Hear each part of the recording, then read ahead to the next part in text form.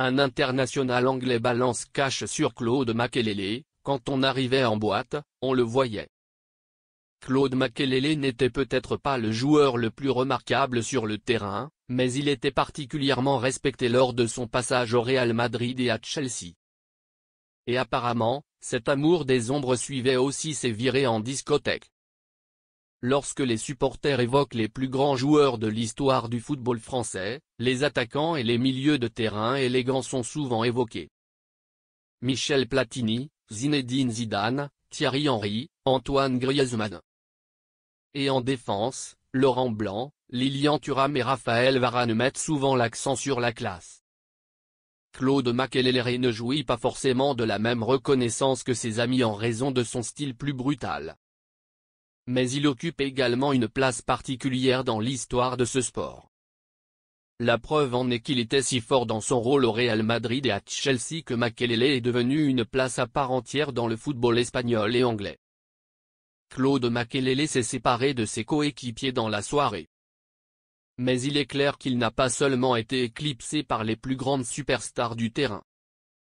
Lors de l'émission Filthy Fellas, l'ancien international anglais Shaun Wright-Phillips a partagé une anecdote très amusante sur Claude Makélélé.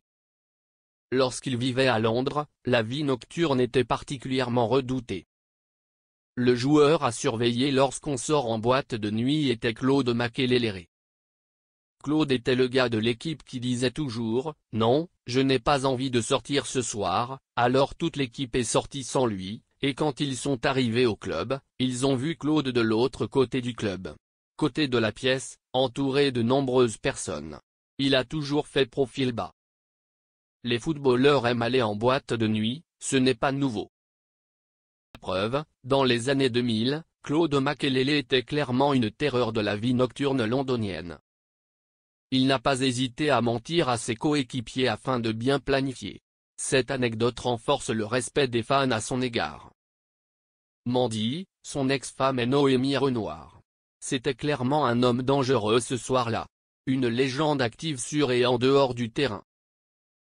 Il était intarissable sur le terrain, mais il y avait plus que ça. Il n'était pas assez respecté à l'époque. Kester, il n'a pas hésité une seconde avant de le citer. Claude Makélélé n'était pas le joueur le plus talentueux sur le terrain, il était plutôt un travailleur de l'ombre qui s'épanouissait loin des projecteurs. Et c'est aussi la mentalité qu'il avait lorsqu'il allait en boîte de nuit.